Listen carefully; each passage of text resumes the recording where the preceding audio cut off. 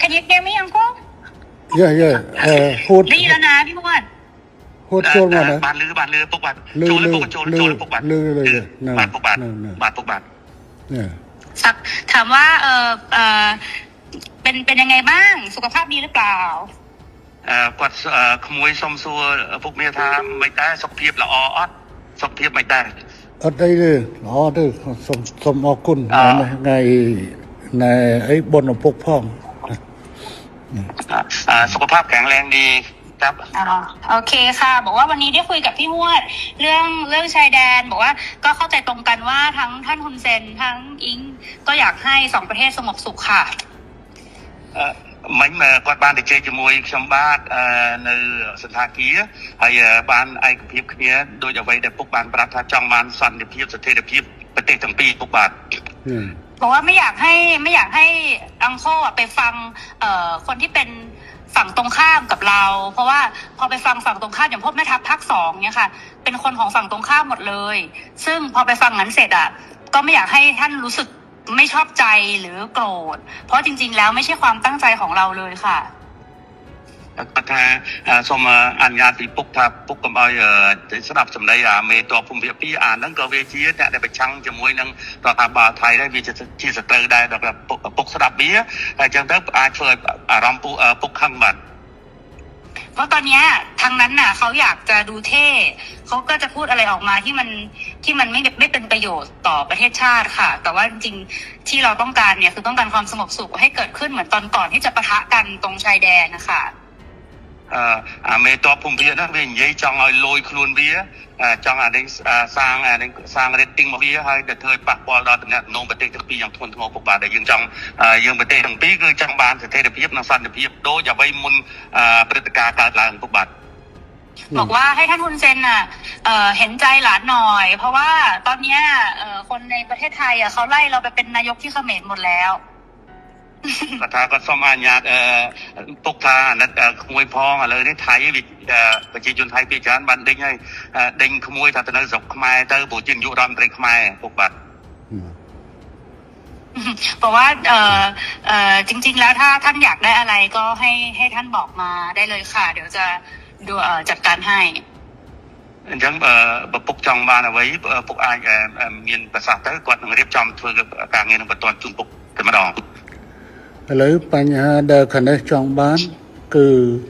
ធ្វើម៉េចឲ្យណែច្រកព្រំដែនទាំងអស់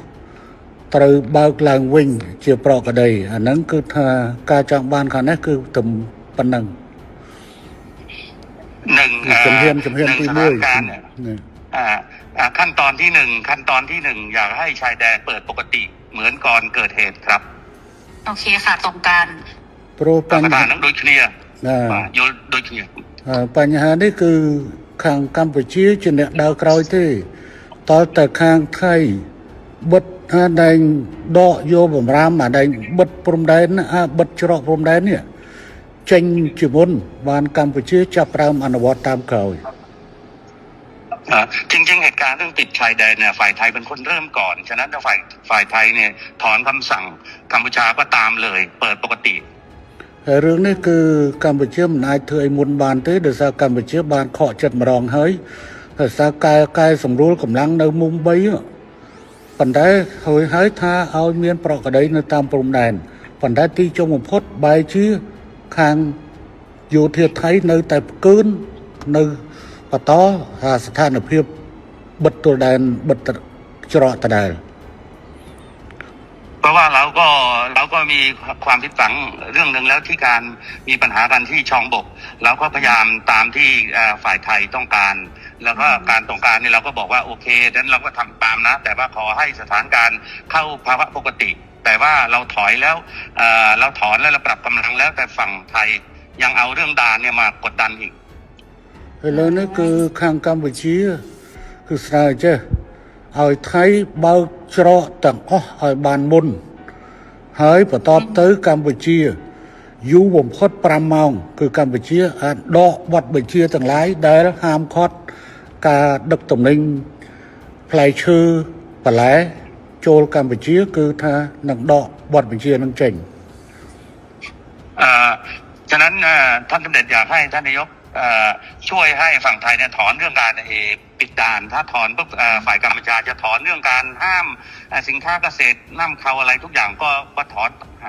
คือตอนนี้ค่ะ คือ ตอนนี้พี่หวดคือรัฐบาลโดนโจมตีหนักมากนะคะ เพราะว่าพอตอนที่ท่านสมเด็จออกมาพูดกับท่านฮุนมาเนตอะที่บอกว่าจะตัดน้ำตัดไฟอะไรเงี้ยค่ะคืออันนั้นต้องขอโทษด้วยเพราะจริงๆอะต่างประเทศอะเขาแค่รายงานขั้นตอนว่าถ้าเกิดเหตุการณ์ต่อไปประเทศไทยจะทำยังไงคือเหมือนอธิบายขั้นตอนให้ฟังไม่ได้บอกว่าจะทำแต่ตอนนี้เหมือนกับเรื่องตัดหนังตัดละครคือทำทุกอย่างหมดแล้วเนี่ยจริงๆน่าจะให้มันโอเคทั้งสองฝ่ายค่ะเหมือนเราต้องพูดพร้อมกันว่าเราตกลงร่วมกันแล้วรัฐบาลคุยร่วมกันแล้วว่าจะเปิดทุกอย่างให้กลับมาเป็นปกติได้เหมือนว่าจะเอาเป็นอิงกับคุณมาเน็ตก็ได้หรือยังไงก็ได้เนี่ยเหมือนกับว่าเราได้คุยร่วมกันแล้วก็ทั้งสองฝ่ายเนี่ยอยากให้กลับมาเป็นเหตุการณ์ปกติแบบนี้ค่ะมันก็จะโพสใช่ไหมนายกอิงอยากให้โพสใช่ไหมให้นายกโพสไม่ใช่ว่าผู้นำสองได้คุยกันแล้วอยากให้ใช่จะโพสต์จะยังไงก็ได้แล้วให้ท่านคุณจะแนะนำก็ได้ค่ะแต่ว่าเหมือนกับว่ามันต้องเป็นการตกลงร่วมกันนะพี่พวดเพราะว่าตอนนี้อิงกำลังโดนหนักมากเลยค่ะก็ថាឥឡូវហ្នឹងស្ថានភាពនៅថៃហ្នឹងគឺវាយខ្លាំងមែនទែនហើយក្នុងចំណុចមួយគាត់សូមអភ័យទោសពីពុកដែរដែលអ្នកនាំពាក្យក្រសួងការបរទេសនិយាយរឿងថាកាត់ភ្លើងកាត់អ៊ីនធឺណិតនោះអាហ្នឹងគឺខាងយោធាគេមានគំនិតថាបើហេតុការណ៍ឈានដល់មានបញ្ហាចំណុច1ចំណុច2ចំណុច3ទាំងហើយតែនិយាយទៅប៉ះពាល់ហ្នឹងគឺគាត់សុំទោសផងហើយរឿងហ្នឹងអត់មាននៅក្នុងគំនិតដែលធ្វើរបៀបហ្នឹងទេប៉ុន្តែឥឡូវនេះគាត់ថាគាត់សុំបបពុកថានៅគាត់ផងឥឡូវហ្នឹងក្នុងប្រទេសគឺវាយគាត់មែនទែនគាត់ចង់ឲ្យពុកឬក៏ពុកណែនាំសម្ដេចទៅប្តីហើយដូចជាគាត់ថាឥឡូវមេរងទាំងពីរបាននិយាយគ្នាហើយថាចង់ឲ្យធ្វើសម្រួលសភាពការឲ្យបានមុនដែលមានព្រឹត្តិការណ៍នោះឲ្យប្រកបដីឡើងវិញដើម្បីសេចក្តីសុខប្រទេសទាំងពីរពុកបាទប៉ុន្តែខាងនេះចង់បានណាអញ្ចឹងប៉ុន្តែខាងនោះអត់ព្រមធ្វើខាងនោះអ្នកខាងនេះមិនមែនអ្នកបិទទួលដែនទេខាងថៃអ្នកបិទទួលដែនហេតុអីបានខាងនោះមិនព្រមបើកហើយអត់ចាំបាច់សុំខ្ញុំទេអានឹងកាលណាតើកាលនោះសម្រួលគឺខាងនាយករដ្ឋមន្ត្រីហ៊ុនម៉ាណែតគឺនឹងសម្រួលតាមក្រោយបាទពុកបាទจริงๆเนี่ยท่านเนี่ยเป็นคนที่อยากได้เรื่องเสถียรภาพมากท่านนายกแต่ว่าทหารนี่มันมาปิดด่านก่อนอะไรก่อนนะมันเริ่มต้นก่อนกดดันก่อนฉะนั้นต้องคุยกับทหารพร้อมไหมในการเปิดด่าน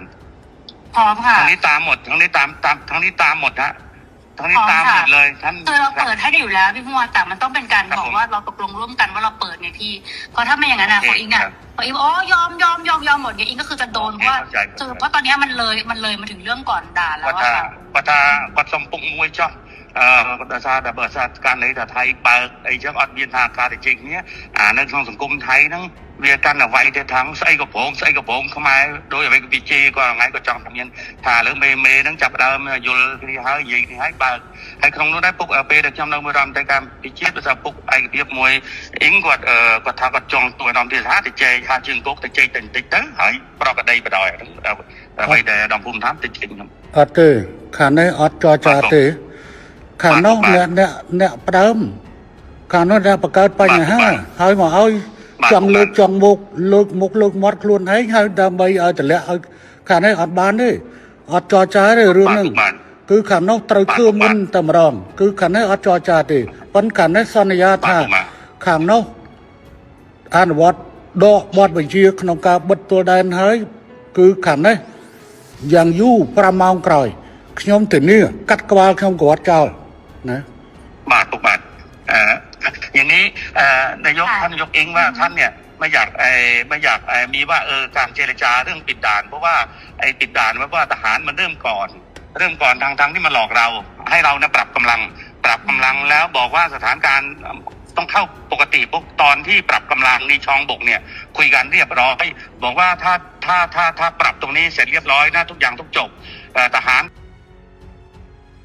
แล้วเพื่อนๆล่ะครับมีความคิดเห็นอย่างไรเกี่ยวกับเรื่องนี้กันบ้างนะครับอย่าลืมคอมเมนต์เข้ามาร่วมพูดคุยกันได้นะครับแล้วก็ขอบคุณทุกการติดตามและการรับชมรับฟังด้วยนะครับแล้วเจอกันใหม่คลิปต่อไปนะครับสวัสดีครับ